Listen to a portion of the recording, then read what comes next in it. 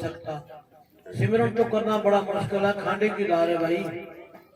बस फकीरों का हुक्म मानना ही सिमरन है। बस बैठो, हमारी मजदूरी खड़ी है, मन लगे ना लगे। बाबा जी कहते थे कि मुकाबला ही सिमरन है। किसी जमींदार की आप काम करने जाते हैं, मजदूरी करने जाते हैं, तो वो हमारी मजदूरी नहीं रखता, तो भगवान हमारी मजदूरी नहीं रखता। माल की दरगाह में हमारी हाजिरी खड़ी है। तो तुलसी साहब ने कहा है, तुलसी तलबना छोड़िए, नित उठ जाइए राम, मानस मजदूरी देते हैं क्या राखे भगवान। भगवान अपना नहीं हक रखता। वो तो मैनेजर साहब फरमाया करते थे कि हम सतगुरु को एक दफा याद करें, वो हमारे को करोड़ दफा याद करता है। हम उसकी तरफ एक कदम चले, वो हमारी तरफ करोड़ कदम चलता है। इतनी हमारे पर वो दया रहम करता है। सिमरन पर बैठो के बाबा मैं तो गुनाहगार हूँ, भजन नहीं कर सकता, आपको इशारा है, टूटा फूटा जो भी है हमारा मंजूर करना। बेनती करके बैठो, बेनती करके खड़े हो, तुम्हारी माल की दरगाह भी हाजिरी खड़ी है। ये ना तो भी मैं करूंगा, फिर भी कुछ हो सकता। मैं आया तो सारा काम खत्म है। बाबा तेरी रहमत हुई तो थोड़ा सा बैठ सके हैं, उतना ही काफी है। हाँ जी, धन सतगुरु जी मन लागो मेरो यार फकीरी में, मन लागो मेरो यार फकीरी में,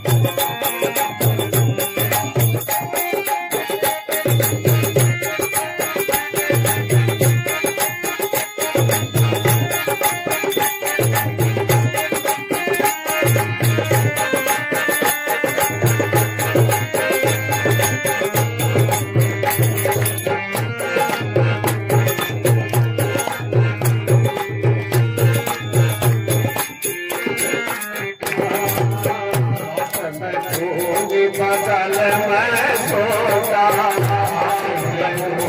बगल में सोता, चारों दिशा फकीरी में हो, चारों दिशा फकीरी में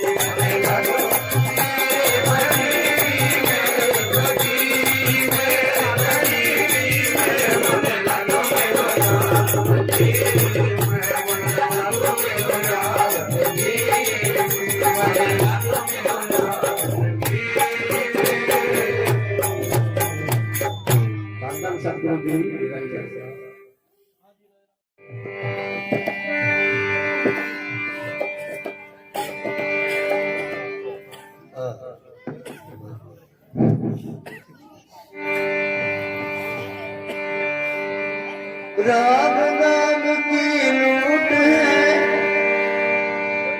और लूट सके तो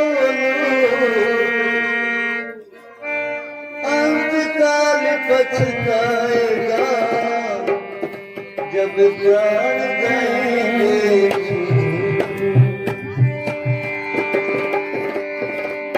जब तक रहेगी जिंदगी फुर्सत न होगी काम से कुछ तो समय निकाल लो और प्रेम कर लो राम से संत समागम हरि कथा तुलसी दुर्लभ गाय दुखदारा धन लक्ष्मी ये पापी के लिए मात पिता मिल जाएंगे लख 84 माए गुरु सेवा और साध संगत बिन मानुष के नाम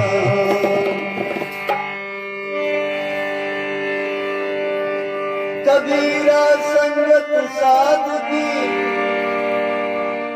और साहब आवे यार लेके में बस ये घड़ी बाकी सब बर्बाद इंद्र की आधी घड़ी और कुआ 12 मास सत्संग की आधी घड़ी सिमरन बरस 50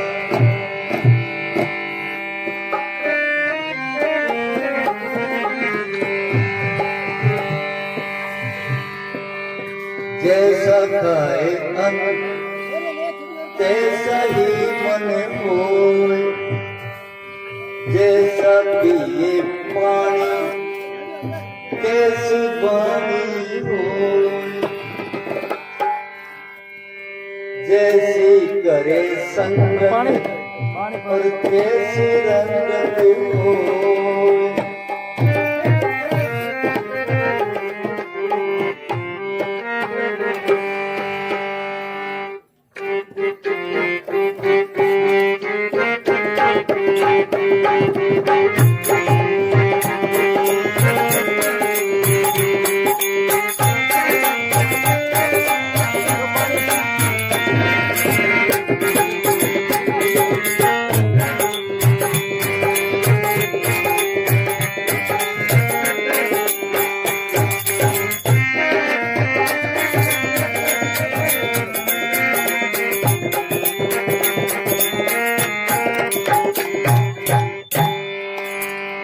बुरी आदत सब छूट जाती है बुरी आदत सब छूट जाती है जो चलते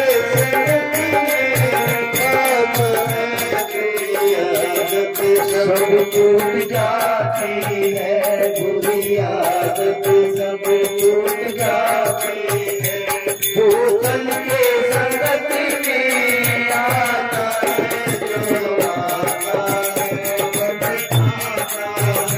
जो आता है समय पाता है जो आए न वो बदल जाता है पूरी आदत सब छूट जाती है पूरी आदत सब छूट जाती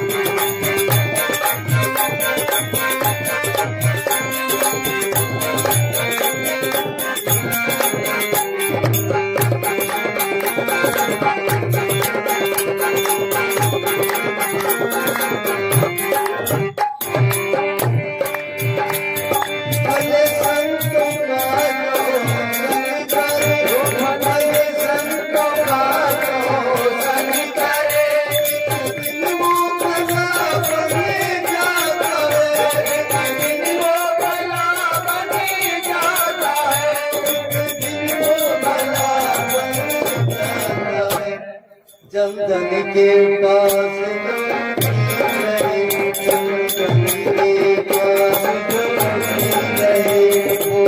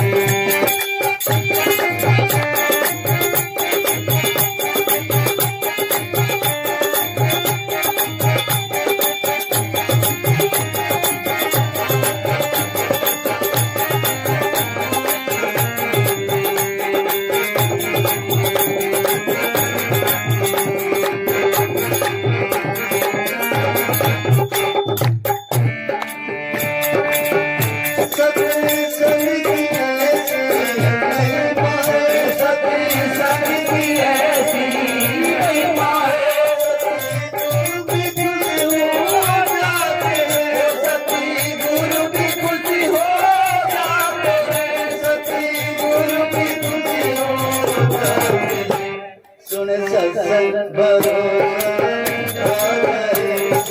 सुन सत्संग भरोसा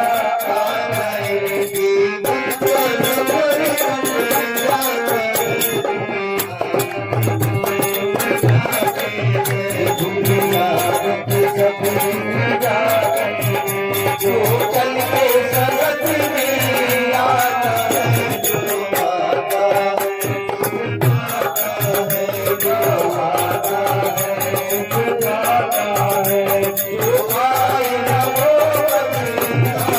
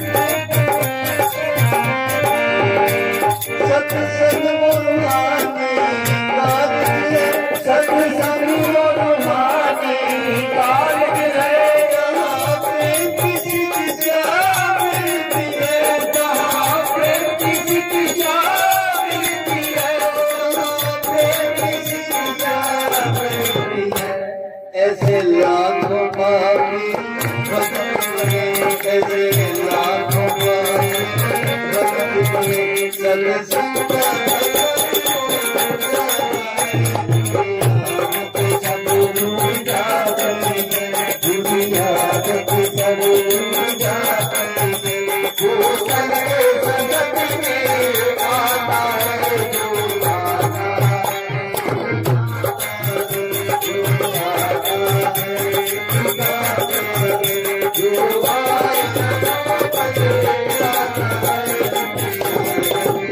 Thank you.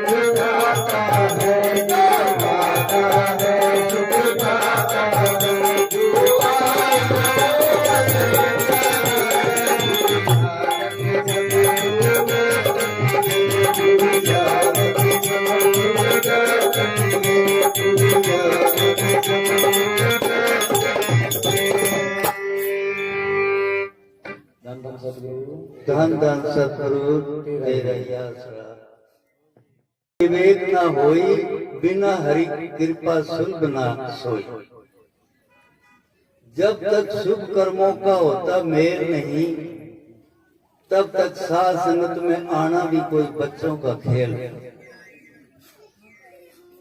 सर्कस में चले जाएंगे, सिनेमा में चले जाएंगे, शहर बाजारों में चले जाएंगे और कई जगह घूमने फिरने दुनिया जाती है।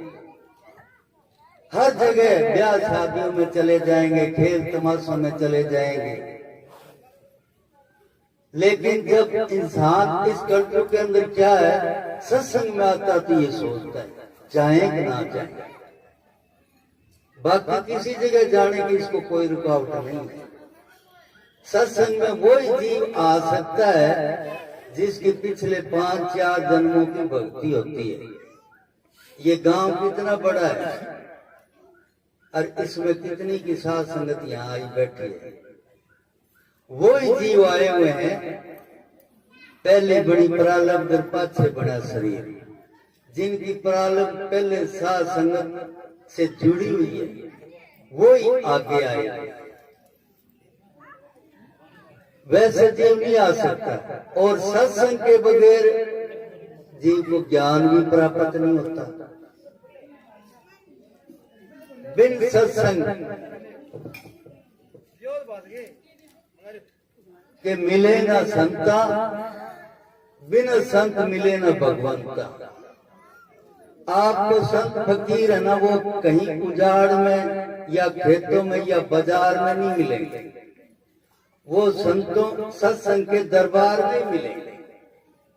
कहते हैं अगर दुनिया का सामान लेना हो तो दुनिया के बाजार में जाए, अगर मालिक का ज्ञान प्राप्त करना हो तो वो सत्संग रूपी दरबार में आए।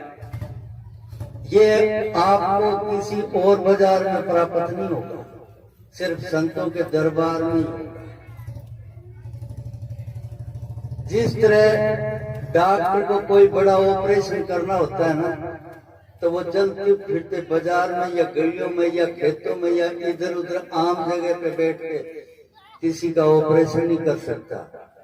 उसको ऑपरेशन थिएटर में ही मरीज को ले जाना होता है। तो इसी प्रकार हमारे भी ये जीने मरने की पुरानी बीमारी लगी हुई है और इसका इलाज संतों के पास है। और संत हमें सत्संग के अंदर ही मिलते हैं और कहीं नहीं मिलेंगे। और संतों के पास जो जीव आ जाएगा उसका तो सुधार हो जाएगा, और जो नहीं आता उसका सुधार नहीं हो पाता। जैसे मदारी होता है, डुगडुगी बजाता है, जो उसके दायरे में आ जाते हैं सामने, उनके ऊपर तो वो अपना जादू चला देता है। उनको जो चीजें वो दिखाना चाहते हैं वो दिख जाती है। और बाकी इतना बड़ा गांव होता है, खेत होते हैं, बाजार होता है, शहर होता है, जो घर बैठे हैं ना उनके ऊपर उस मदारी का जादू नहीं चलता, जादूगर का। तो इसी तरह ये संतों की रूहानियत की शिक्षा है, ये सत्संग में ही प्राप्त होती है। सतगुरु से मिलने का सत्संग ही तो बहाना है। अब बात ऐसे है, सारे जो सत्संग में आते हैं क्या वो सत्संगी होते हैं? नहीं। सत्संग में हर प्रकार का जीव आ सकता है, किसी पे कोई पाबंदी नहीं होती। चाहे कोई दुष्टी हो, कुष्टी हो, पापी हो, शराबी हो, कैसा भी हो, जुआरी हो, तो जो इस दायरे में आ जाएगा, चाहे ऊपरले मन से ही आता हो, अगर सत्संग में आता रहेगा तो उसका सुधार होता रहेगा। लेकिन आएगा नहीं, उसका सुधार नहीं होगा। तो कहते हैं एक जगह जैसे आज महात्मा जी के सानिध्य में ये सत्संग का प्रोग्राम हो, इसी तरह किसी गांव के अंदर सत्संग का प्रोग्राम हो रहा था और उसके अंदर एक चोर भी आ गया। अब चोर का काम क्या होता है? चोरी करना। अब सत्संग में वो आके यहाँ क्या चीज चुराई? उसने सोचा चलो ये जो सत्संग में बैठते हैं ना, ये जूते बाहर खोल के बैठते हैं, किसी के नए अच्छे जूते दे के चुरा लिए जाएंगे। आजकल ये भी 1500 के से कम नहीं आता, तो 500-700 की बिक्री तो हो ही जाती है, इतना तो फायदा हो ही जाएगा। तो वो ये सोच के सत्संग में आके बैठ गए। अब जो सत्संग का प्रोग्राम था उसमें जो संत महात्मा थे वो कहने लगे भाई सत्संग के पंडाल में किसी को अपने जूते पीछे खोलने की जरूरत नहीं, अपने पैरों में डाले रखो और ध्यान सत्संग की तरफ रखो। अब 2-3 घंटे का सत्संग का प्रोग्राम चला और वो चोर पीछे बैठा रहा सत्संग के बीच में। 1.5-2 घंटे के बाद सत्संग का प्रोग्राम संपन्न हुआ, प्रसाद बांटा गया, सारी साध संगत उठकर अपने अपने प्रस्थान कर लिए। जहाँ जाना था वहां लोग चले गए, कोई खेत में गया, कोई दुकान में गया, कोई बाजार में गया, कोई गांव में गया, कोई कहीं गया। अब जो सत्संग का पंडाल था उसमें 2 ही आदमी रह गए, या तो जो महाराज जी सत्संग कर रहे थे वो और या वो चोर, बाकी सब चले गए। अब महाराज जी ने सोचा कि ये आदमी गया नहीं, बाकी सारे चले गए, इस आदमी को तो बहुत प्रेम है साध संगत से। उन्होंने उसको पास बुला के कहने लगे भैया आपको तो साध संगत से बड़ा प्यार है, बहुत प्रेम है, आपके प्रेम को हम कुर्बान जाते हैं। ठीक है, आज के सत्संग के निमित्त जो भी सेवा आएगी वो हम आपके ही अर्पण करते हैं। अब संतों के पास क्या होता है, आई बला दी चला, जो सेवा किसी रूप में आती है ना वो उसी तरह ही आगे बांट देते हैं। पहले सत्संग में, पिछले सत्संग में, पिछले साल के सत्संग में किसी ने ऐसी मन्नत मांगी थी भी मेरे कोई लड़का हो जाए तो मैं सत्संग के अंदर 1000 रुपया सेवा में दूंगा। उसके घर लड़का हो गया। अब वो महाराज जी के पास आकर के वो 1000 रुपया जो मन्नत मानी थी वो महाराज जी की हथेली पे रख दिया और महाराज जी ने वो 1000 रुपया उसको दे दिया जो सत्संग में चोर बैठा था लास्ट तक। अब चोर ने सोचा तू तो एक चोर बन के आया था, सत्संग ही नहीं था, और तेरे को 1000 रुपए का फायदा हो गया, और जो रोजाना यहाँ सत्संग में आते हैं उनको तो पता नहीं कितना ही फायदा होता हो, उसका क्या अंदाजा लगा सकते हैं। उसका दिमाग पलट गया। अब उसने जाने की बजाय वहीं बैठ गया। महाराज कहने लगे भी जाता नहीं? कहता नहीं, मैं नहीं जाता। क्या बात है? कहने लगा जी मैं सत्संगी नहीं, मैं चोर, और मैं चोरी के ही भाव से सत्संग में आया था, और चोरी के भाव से ऊपरले मन से बैठा रहा, उसका इतना फायदा हो गया। आप दिन रात सत्संग में रहते हैं तो पता नहीं कितना ही फायदा होता होगा। फिर इतने फायदे वाली बात है, इसको फिर छोड़ना क्या अक्लमंदी की बात है। वो महाराज जी के साथ ही हो गया, सत्संगी बन गया। तो जैसी संगत वैसे रंगत, रंगत कहते हैं स्वभाव। जैसा खाए अन्न वैसा हो जाए मन, जैसा पिए पानी वैसी हो जाए वाणी। वाल्मीकि आपने सुना होगा जो बहुत महान ऋषि हुए हैं, जिन्होंने रामायण लिखी, वो पहले डाकू थे, चोर डाकू। 4-5 संत, वो रास्ते में बैठ जाता जंगलों के बीच में, और जो आता जाता मुसाफिर होता उसको लूट लेता। उसी के कमाई से उसका घर चलता। एक दफा क्या हुआ, 4-5 साधुओं की टोली आ गई, और जब वो पास से गुजरने लगे तो वो बड़ा कर्कश था। कहने लगा, एकदम निकल के आगे, और उनको कहता, भयंकर रूप था उसका, कहता आपके पास जो कुछ है यहाँ रख लो। अब साधु फकीरों के पास क्या होता है? वो कहने लगे, भाई हम तो साधु फकीर है, हमारे पास क्या है? ये कपड़े लते या कोई पीने पानी पीने का कोई कमंडल होगा बस। कहता ज्यादा बातें मत करो, जो कुछ है ये रख। उन्होंने उसको बहुत समझाया, नहीं माना। आखिर में उन्होंने ये कहा, भाई तू ये बुरा काम करता है, ये क्यों करता है, किसके लिए करता है?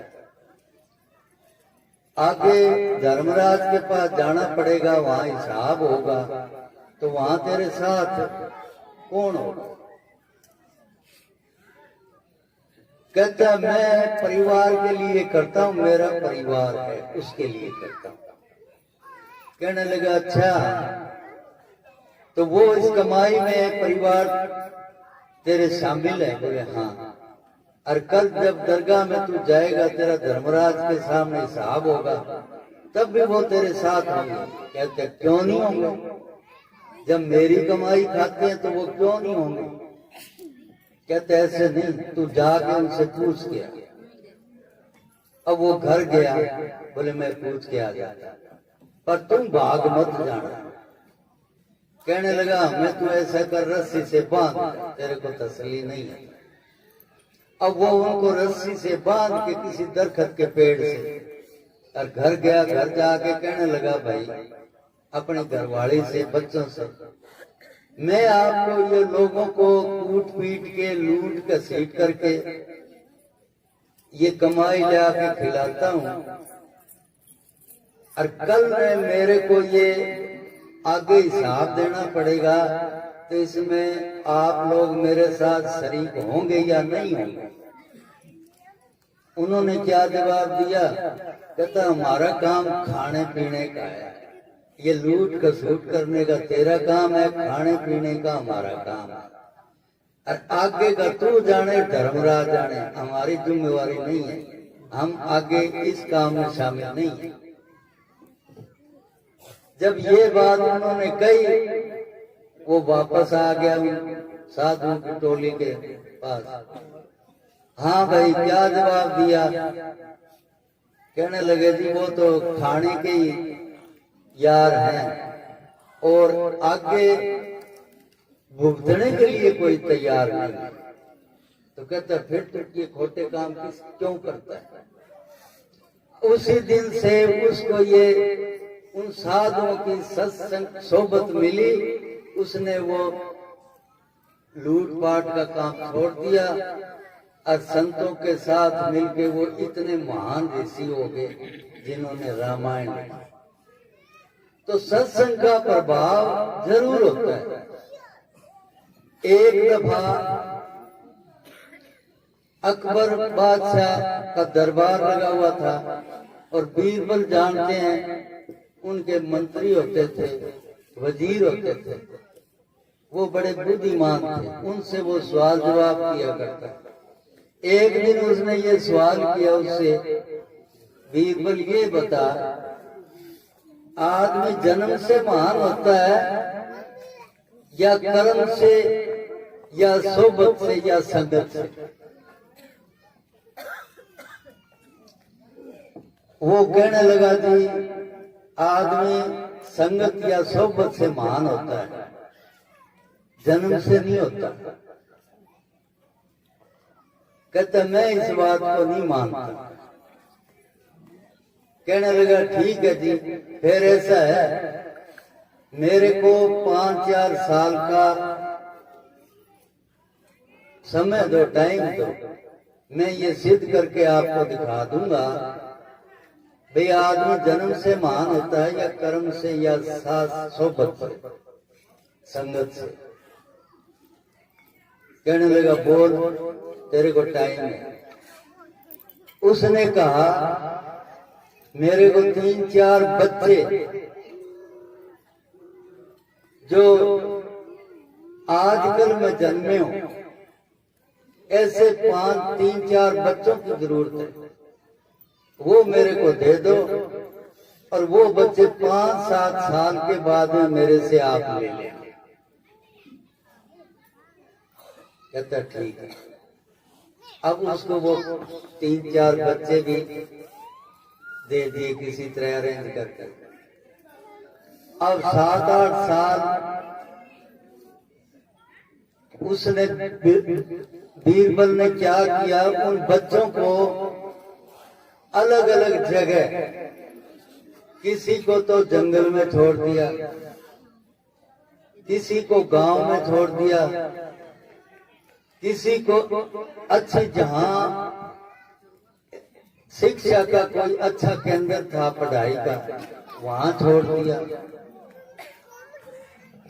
ऐसे करके उन बच्चों को अलग अलग उसने छोड़ दिया। अब 7-8 साल हो गए ना, तो वो अकबर कहने लगा भाई तूने 7-8 साल का मोहलत मांगी थी, अब क्या क्या तू सिद्ध करना चाहता था। अब वो उन बच्चों को इकट्ठा करके ले। अब जिस बच्चे को जंगल में छोड़ा था ना, वो जंगली जानवरों के साथ वैसा ही हो गया। अब जैसे जंगली जानवर बोलते हैं ना, ऐसे ही वो बोलता हूँ वाह, जैसे ये गिद्दड़ बिल्ले बोलते हैं। और जो देहाती थे वो वैसे बन गए, और जो शहरी थे वो वैसे शहरी ढल के, और जो अच्छे पढ़े लिखने का जो सेंटर था वहां थे, वो अच्छे अंग्रेजी बोलने वाले बच्चे बन गए, अच्छी लियाकत वाले बच्चे बन गए। अब कहने लगा देख लो जी इन सारों को। वो अकबर कहता है ये फर्क क्यों है इनमें? कहता फर्क यही तो है, जन्म से तो ये सारे एक से ही थे, एक ही पेट से पैदा हुए हैं, इतने ही हाथ पैर है, सबके बराबर है, और वैसा ही शरीर है, सारे बराबर है। लेकिन ये बाकी चीज है ना, जो अक्ल दिमाग है, वो इनको जैसे संगत मिली वैसा ही इनका उनमें ये ढल गया। इसलिए भाई संगत ने सबसे बड़ी चीज है। कबीर साहब ने भी तो कहा है, संगत में आके कबीर बिगड़ो, कबीर बिगड़ के राम होके निबड़ो। तो 2-3 साल संगत में आ जाता है, वो एक दिन अपना सुधार कर लेता है। दान दान सतगुरु तेरे आशा। एक शब्द में और बोल देता हूँ।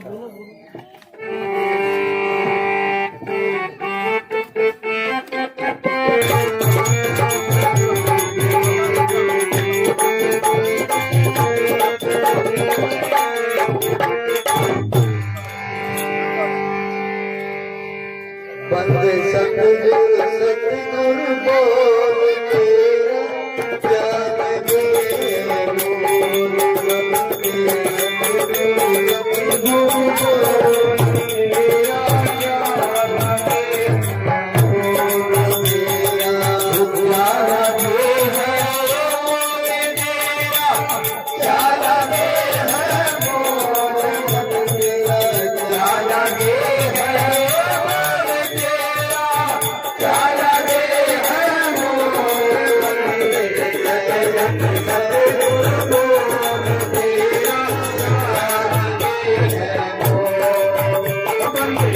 बंदे सतगुरु बोल तेरा जान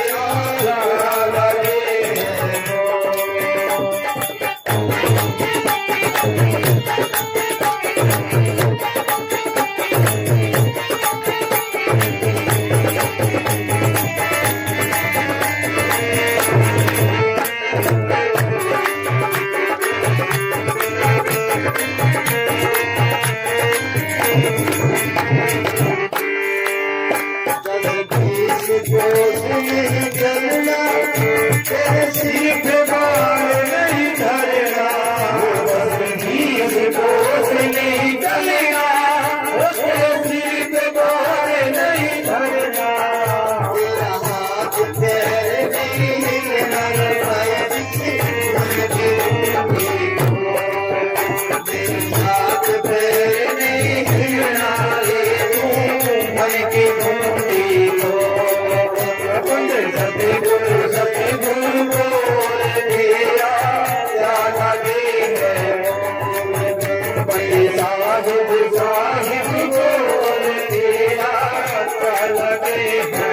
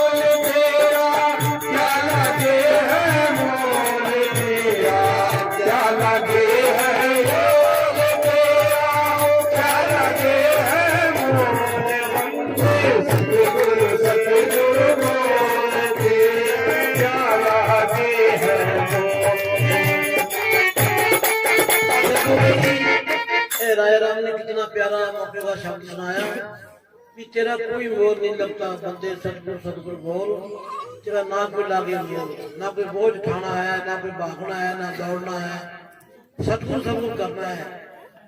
मैंने ऐसा भी फरमाया करते थे शाह मस्ताना बलूचिस्तान में एक टाइम की बात है, हमारे बाबू खेमचंद जी होते थे सिरसा में, हमारा सामने सिंह से नाम लिया हुआ था उन्होंने, तो वो दमदम सतगुरु राधा स्वामी को मानता था, दमदम सतगुरु को नहीं मानता था।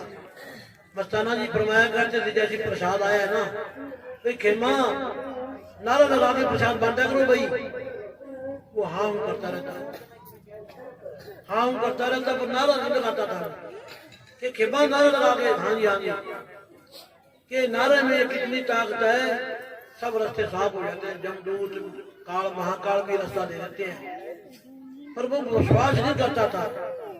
तो एक दिन उसको ऐसा नमूना दिखाया संतों ने, तसल्ली करवाई।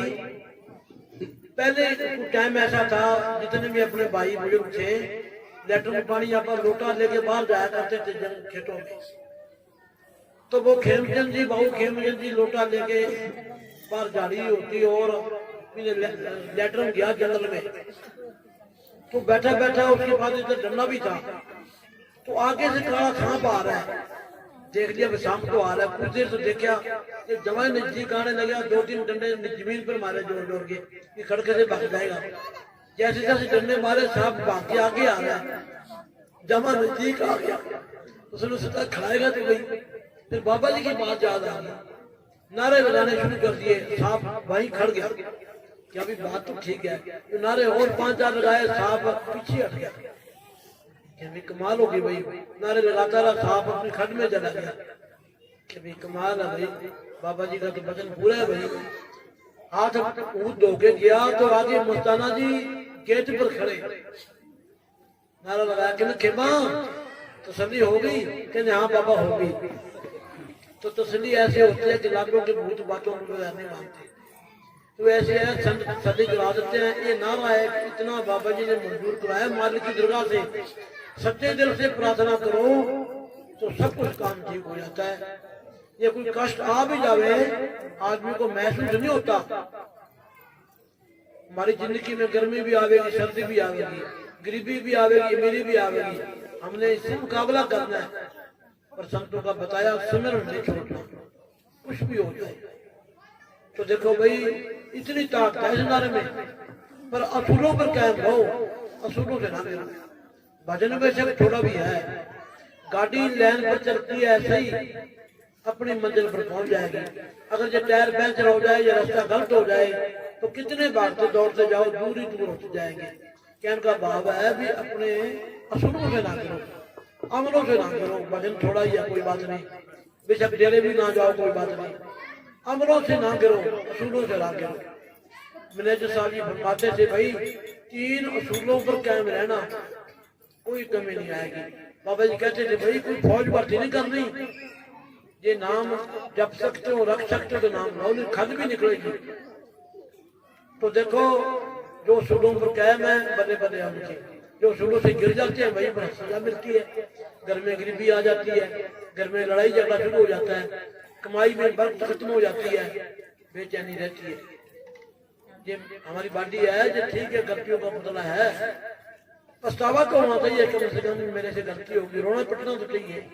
तो सतगुरु बड़ा दयालु है, वो रहम करता है, त्याग करता है, दया का समुद्र है वो, तो रहम ही रहम करता है। तो भाई आप बड़े भाग्यशाली हो, वो प्रसाद बांटेंगे। राजा जी शब्द गा रहे हैं, तेरा ना कोई लागे मोल, ना कोई बोझ उठाना है, ये मन है वो लगी घोड़ा, इसका कोई मुंह सिर नहीं है, पता नहीं किधर ले जावे, ये बगैर लगाम का घोड़ा है।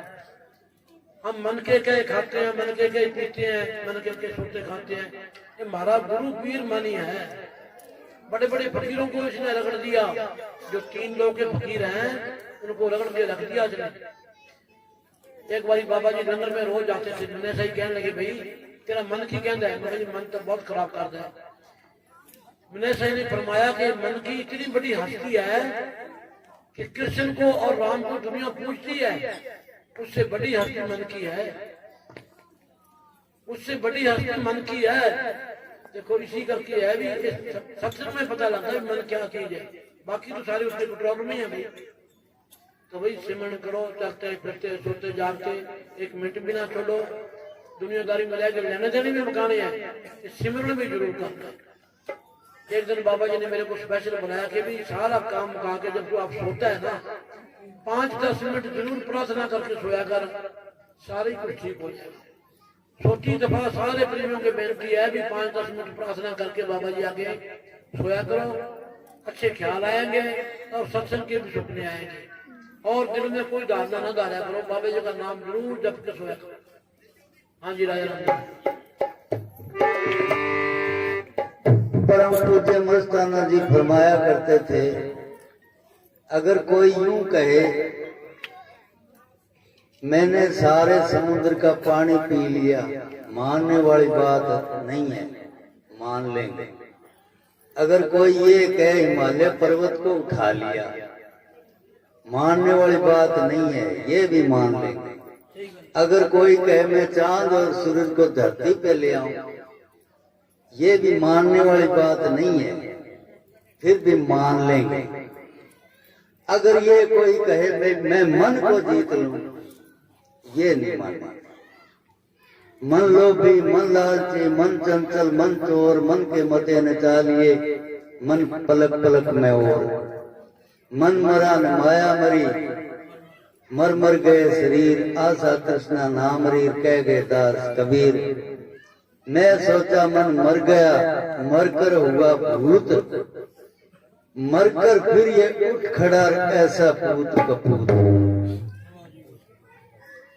हमारे शुभ कर्म करने के बीच में और किसी की अड़चन नहीं है। ये सबसे बड़ा पहाड़ ये मन ही है। ये अच्छे कामों की तरफ इसको नहीं आने देते और इसे उल्टे सीधे कोई काम करा ये तैयार हो जाता है। लड़ाई के मैदान में गोलियां चलती है, वहां भी चला जाएगा। कितनी धूप पड़ती है, इससे तूड़ी की पाट डुआ लो, ये नहीं थकेगा। और दिहाड़ी मजदूरी करवा लो, हर दुनिया का काम करने के लिए तैयार हो जाएगा। और जब इसको राम के नाम की तरफ मोड़ते हैं ना, तो ये काले सांप की तरह फंड। भजनलाल का मामेर दूसरा था, वो मस्ताना जी से कई दफा बहस करता रहता है। तो मस्ताना जी कहते, रूपा ये मन बहुत बड़ी ताकत है। कहते क्या ताकत है जी? हमने तो की नजर आवा कौन। कह रूपा तेरा अभी तक इससे वास्ता नहीं पड़ा। कहता है इस मन से दुनिया के सारे काम करवा लो, ये तैयार हो जाएगा। और सिमरन भजन करना, सेवा करनी, संगत में आना, ये चीजें इस मन को पसंद नहीं। कहने लगे ये कहने की बातें हैं, या तो प्रैक्टिकल करके बताओ, दिखाओ। तो कहते हैं राजस्थान से 5000 मजदूर, ये कटाई का समय होता था ना, साड़ी काटने के दिन थे, तो इधर से मजदूर उधर हरियाणा में जाया करते थे। और उन्होंने सिर पे पिप्पे उठा रखे, उनमें उनका कोई राशन पानी था या कोई कपड़े लत्ते ऐसा सामान रखते थे। वो डेरे के पास आ गए तो मस्ताना जी उसको कहते हैं ये कौन है? कहते हैं ये दिहाड़ी करने वाले मजदूर हैं। अच्छा ऐसा करो, इनको इधर बुलाओ। उन चारों को बुला लिया। कहते तुम क्या करते हो गई? कहते हम तो दिहाड़ी मजदूरी करते हैं, चाहे कुछ भी करवा लो, चाहे हमसे खाड़ खुदवा लो, हाड़ी कटवा लो, चेती में तगारी डुआ लो, कोई काम करवा लो। कहता अच्छा तुमसे एक नया काम करवाते हैं, करोगे? कहता हाँ करेंगे, हम दुनिया का ये कोई काम नहीं लेते तुम्हारे से सिर्फ अच्छी तरह कोठियों में बिठा के। और कितनी दिहाड़ी लेते हो? बोले 2 रुपया, बोले 3 रुपया दिहाड़ी देंगे डेली। और दिन में क्या खाते हो? बोले 2 दफा रोटी, 3 दफा चाय। बोले ये भी होगा, दोनों टाइम रोटी खाना और चाय भी होगा, और दिहाड़ी नकद हो, और बस जी और क्या। तो मस्ताना जी ने कहा तुम्हें नया काम देंगे हम। बोले बताओ जी। ये 4 कोठियां, इनमें चारों तुम एक एक बैठ जाओ, और अंदर बैठ के तुम्हें क्या करना है, नीचे अच्छी दरी बिछाई हुई है, ऊपर पंखा चल रहा है, और नीचे बैठ के धन धन सतगुरु तेरे याद, धन धन सतगुरु तेरे याद, बस ये करना है। और शाम को अपने 3 रुपए ले ले। और दिन में प्यास लगे, एक एक नौकर है तुम्हारे आगे, एक एक कोठे के आगे, जो भी मांगोगे यही कोठे में ही मिलेगा, बाहर निकलने की जरूरत नहीं। वो बड़े खुश हुए। लोग तुम्हारी खेतों में खाल काट ले में, हमने पानी कौन पीण देवे छिया में, 5 में ही पानी पियावे। और यो तो फतू फंड मिले ऊपर पंखा छाया में, और 2 की जगह 3 रुपए। बड़े खुश हुए, खुश होके बैठ गए। अब बैठे हैं धन धन सतगुरु तेरे आसरा, धन धन सतगुरु तेरे आसरा कर रहे हैं। 10-20 मिनट हुई, अरे एक ने बाहर मुंह निकाला, हाँ भाई क्या चाहिए?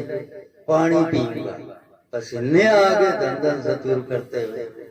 क्या हाँ ले पानी पियाया। इतने में दूसरे ने मुंह निकाल दिया, इतने में तीसरे ने निकाल दिया, पानी पिलाया सबको। फिर थोड़ी देर हुई, धन धन सतगुरु। फिर एक ने मुंह निकाला, हाँ भैया अब क्या चाहिए? चाय पिएंगे। अच्छा बहुत काम हो गया, लो चाय पी लो। उनको चाय पिलाई। अब कर रहे हैं थोड़ी देर धन धन सतगुरु, धन धन सतगुरु। अब भाई बोले भूख लगी बड़ी जबरदस्त, खाना ले आओ। अब उनको लंगर खिलाया, खाना खिलाया बढ़िया। अब खाना खिला दिया, चाय पी ली, पानी पी लिया। अब फिर आध पौन घंटा धन धन सतगुरु धन। अब बोलो, बोले चाय फिर पिएंगे, लो पियो। अब फिर पानी लाओ। ऐसे करते करते फिर लास्ट में एक कहने लगा मेरे को तो पेशाब की आदत हो। अब पेशाब की सिस्टम अंदर कोई व्यवस्था बनी हुई नहीं थी। बोले जा करे। अब वो तो पेशाब का बहाना ले गए और उधर का उधर ही निकल गया। बोले ये तो अच्छी कैद हुई, उरे क्यों बैठा जाता। इसी तरह थोड़ी देर में दूसरे ने मुंह काटे। बोले के है? बोले मन टट्टी की आदत हो। बोले जा तू ही जा। इसी तरह तीसरे ने 4 बजे तक, सुबह 9 से लेके 4 बजे तक चारों फारिग हो। वो उनके जूते और पिप्पे वहीं रह गए। शर्म के मारे उनको लेने को नहीं आए, नंगे पैर ही निकल गए। अब मस्ताना जी आए पीछे से 4:30 बजे। हाँ भाई कैसा चल रहा है धन धन सतगुरु वाला काम? बोले जी चारों मैदान छोड़ के चले गए। फिर कहता है उस रुपए को बुलाओ। रुपा तू कहता है? बोले मन क्या होता है? मन ये होता है छाया में आराम से बैठ के राम का नाम नहीं ले सकता, बाकी से चाहे कुछ भी उल्टा लटका लो चाहे पैसे के लिए।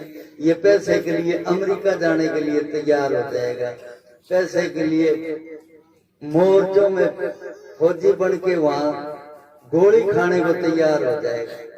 लेकिन सत्संग के लिए आना इसको मौत हो जाती है। तो मन बहुत बड़ी चीज है।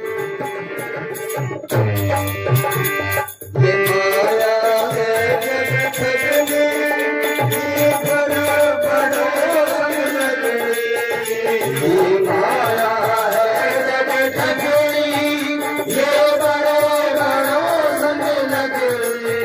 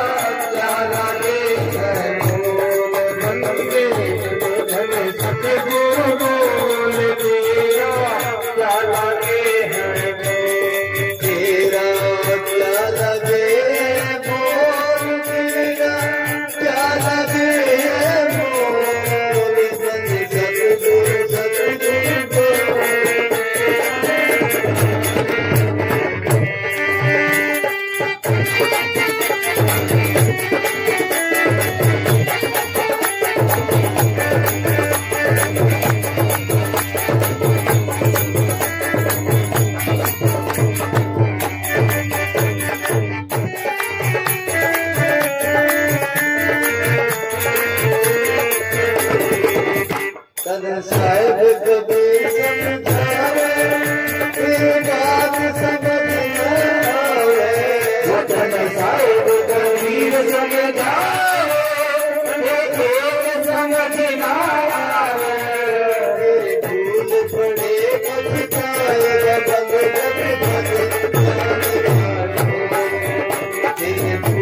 पड़े पछताए बज जाने का डोल। सतगुरु बोल क्या लगे है बोले साहिब बोल क्या लगे है बोल क्या लगे है बोल तेरा क्या लगे है बोल तेरा क्या लगे है क्या लगे है धन सतगुरु बोल तेरा क्या लगे है बोल बंदे सतगुरु बोल तेरा क्या लगे है। धन धन सतगुरु तेरा। अब प्रसाद बांटा जाएगा भाई बाल के।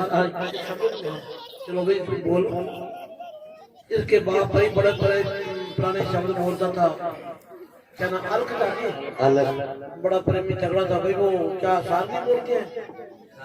काफी प्रेमी ने देखा होना है भाई। बड़े प्यारे शब्द बोलता था। ये भी उनका लड़का है। क्या ना नाम है जबा? तो जानते हैं सारे। चलो भाई प्रसाद बांटो सतगुरु को ध्यान से। हाँ जी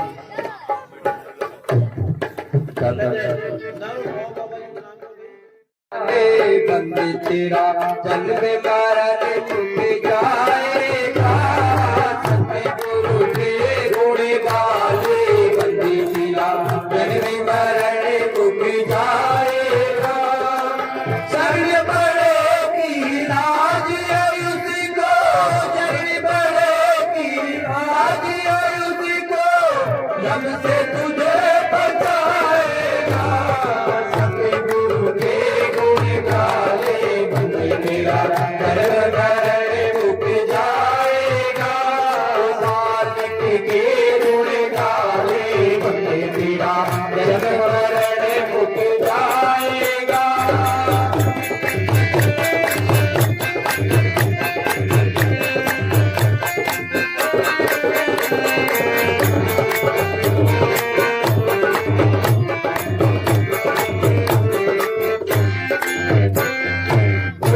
दुनिया है 4 दिनों की जगत मुसाफिर खाना जगत मुसाफिर खाना तेरे सिना तेरा बंदे तेरे सिना तेरा बंदे तेरा और दिखाना तेरा और दिखाना मुझ बीत के जग में आया कोटि मारी जगत में आया आज बनाए जाएगा सतगुरु के गुण गाले बंदे तेरा जन्म मरण मुक जाएगा सतगुरु के गुण गाले बंदे तेरा जन्म मरण मुक जाएगा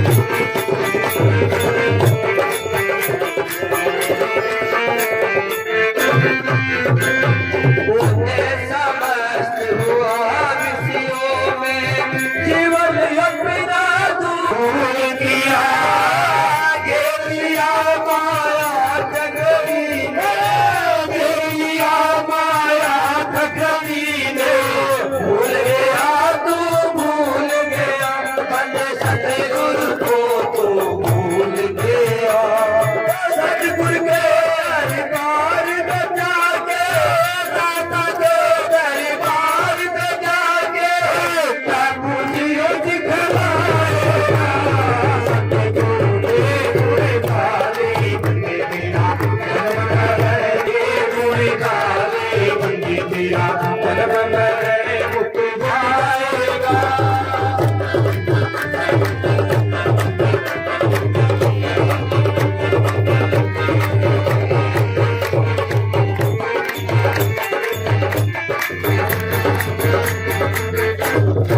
कर्म कांड में उम्र गुजारी कर्म कांड में उम्र गुजारी मृत नाम से आई मृत नाम से आई बड़ी मसानी पूजता बड़ी मसानी पूजता अंदर जाती लाई ना कदे अंदर जाती माई ना हम सब बिना गए सब जाना हम सब बिना गए सब साथी मेरा जन्म बनाएगा सतगुरु के गुण गाले बंदे तेरा जन्म मरण मुक जाएगा सतगुरु के गुण गाले बंदे तेरा जन्म मरण मुक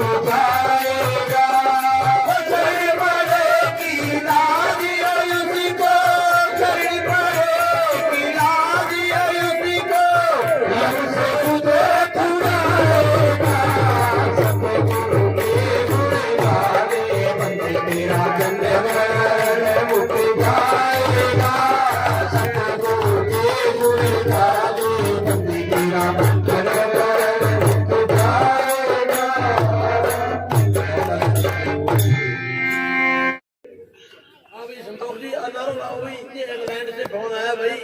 हमारे संतोष सिंह।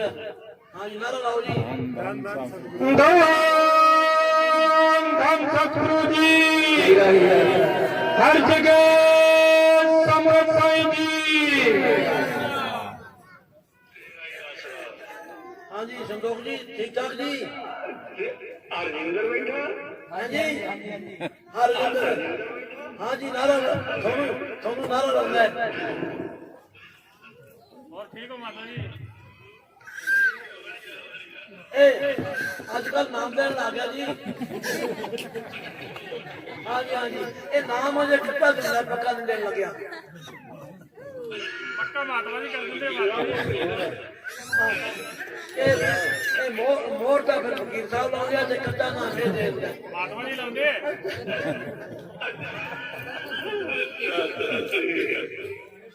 परसों प्रोग्राम सी आज फैजाबाद कोले नहीं पर वो तो एक फोन क्या आया हमने चेक किया हुआ फोन तो मेरे को वीडियो टाइम पे क्या पानी बरसा रहे थे और छोटा कौन फोन सी छोटा फोन है मेरे को तो श्री भगवान वाले ने भेजा जी श्री भगवान वाले ने भेजा जी अच्छा वो गेट वाली है ना हाँ मैंने गोविंद जी भेजी तो मैं ਤੁਹਾਨੂੰ भेजती वो प्रसाद बंदा लाल बाल्टी च हाँ जी ठीक है बहुत पुरानी गल है भाई। गंगानगर वाला सोन भी सी तो चाह बताना सी ये देखो ये संतोष कदिया में डेरा इनकी बना हुआ है जी। ये इंग्लैंड से बोल रहे हैं जी हमारे साथ ड्यूटी थी वकील साहब से आने से पहले ये इनकी जिम्मेवारी थी सारी। बड़ी फोटो बना भी बड़ी फोटो बना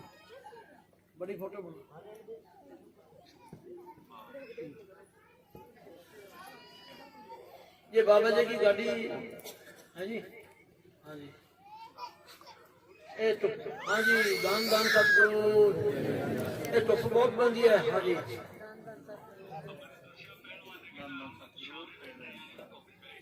गर्मी आज बहुत है जी पसीनों पसीने हो रहे सारे। की टाइम है संतोख जी? 9 बजे है। हाँ जी रोटी खा ली कि नहीं? 2:30 बज गए हाँ क्या पी रहे चाह पी के पैसे 2:30 बज गए। हाँ फिर हम कदों दर्शन देने पलिए जा देखो जी हजे तो कोई पता नहीं लगता हजे बीमारियां कल 533 खत्म हुए हैं ते 1000 तो ऊपर नवे मरीज आए हैं। अच्छा ਹੁਣ ਦੇਖੋ ਕਦੋਂ ਇਹ ਥੋੜਾ ਜਿਹਾ ਘਟਦੇ ਆ ਤਾਂ ਫਿਰ ਟੀਕੇ ਟੂਕੇ ਲੱਗਣਗੇ ਦੇਖ ਦੇਖਾਂਗੇ। अपने जेडे आदमी है ना संतोख जी ये मरदे 6 महीने कढ़ दिंदे हैं ते जेडे अपने बंदे करड़े बड़े आनगे पर ਇਹ ਬਿਮਾਰੀ ਤੇ ਹੋ ਰਹੀ ਹੈ ਕਿੰਨਾ 14 ਦਿਨਾਂ ਦੀ ਲੈ ਲੈਂਦੀ ਆ। ये जेडे बंदे खान पीने वाले दारू बीड़ी वगैरह होका पींदे हैं ये उन्हां नूं तारा दिंदे है उन्हां नूं लगा के रखदे हैं अपने तो यार ਮੈਨੂੰ ਇੱਕ ਨੇ है जी ਨਹੀਂ ਮੈਨੂੰ ਇੱਕ ਨੇ ਕੰਮ ਤੇ ਲਵਾਇਆ ਸੀ ਵਿਨੋਦ ਦਾ ਦੋਸਤ ਸੀ ਉਹ ਮਿਸ਼ਨ ਦੇ ਵਿਨੋਦ ਦਾ हाँ शर्मा जी का ਉਹ ਬੰਦਾ ਅੰਮ੍ਰਿਤਧਾਰੀ ਸੀ हाँ जी ਬਸ ਉਹਨੂੰ ਹੋਇਆ ਹਫ਼ਤੇ ਦੇ ਵਿੱਚ ਹੀ ਪੂਰਾ ਹੋ ਗਿਆ। ਉਹ ਸਹਿਨ ਸ਼ਕਤੀ ਹੈ ਨਹੀਂ ਜੀ ਉਹਨਾਂ ਲੋਕਾਂ ਦੀ ਉਦਾਂ ਡਰ ਕੇ ਐਵੇਂ ਕਮਰੇ ਹੋ ਰਹੇ ਸਾਰੇ। ਬਸ ਇੱਥੇ ਲੋਕ ਖੇਤਾਂ ਦਾ ਨਹੀਂ ਇੱਥੇ ਠੀਕ ਹੈ ਗਰਮੀ ਪੈਂਦੀ ਹੈ ਸਰਦੀ ਪੈਂਦੀ ਹੈ ਇੱਥੇ ਬਹੁਤ ਬੰਦੇ ਦਿਲ ਦੇ ਤਗੜੇ ਹੈ ਪਰਹੇਜ਼ ਰੱਖਦੇ ਆ ਸਾਦੀ ਰੋਟੀ ਖਾਂਦੇ ਆ ਜੀ ਸਾਦਾ ਪਹਿਨਦੇ ਆ ਸਾਦਾ ਖਾਂਦੇ ਆ। ਬਿਲਕੁਲ ਬਿਲਕੁਲ ਇਹ ਜਿਆਦਾ ਨਸ਼ੇ ਨੁਸ਼ੇ ਵਾਲੇ ਨੂੰ ਪ੍ਰਸ਼ਾਦ ਮਿਲਦਾ ਜਾਵੇ। ਹਾਂਜੀ ਚਲੋ ਜੀ ਸੰਤੋਖ ਜੀ ਫਿਰ ਪ੍ਰਸ਼ਾਦ ਬਣਦਾ ਹੁਣ ਪ੍ਰਸ਼ਾਦ ਕਰਨ ਨਾ ਹੋ ਜੇ ਮਰ ਲਾ ਦਈਏ। ਠੀਕ ਹੈ ਜੀ ਮਹਾਰਾਜ ਠੀਕ हाँ 15 मिनटों बाद प्रसाद करंट भी हो जाता है ना फिर दोबारे बनना पड़ता फिर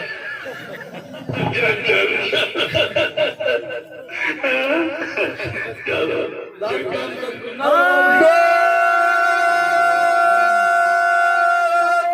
सतगुरु जी